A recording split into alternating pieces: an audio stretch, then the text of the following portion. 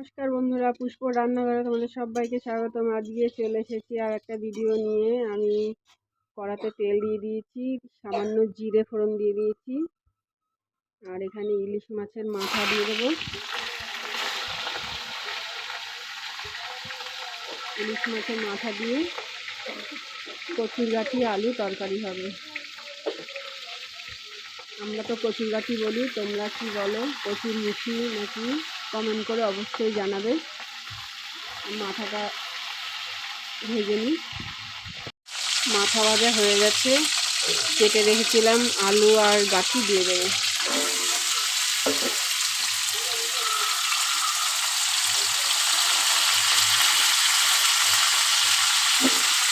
হলুদ দিয়ে দেবো 1 চামচ।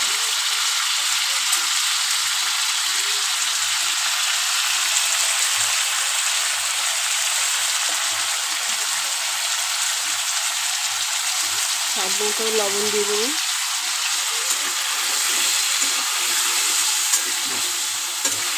এবার ভালো করে ভেজে নেব।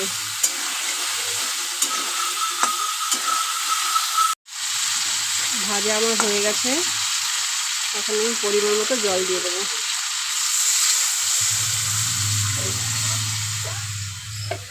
আমার কচুরগাঠির তরকারি হয়ে এসছে, এবার আমি নামিয়ে নেব।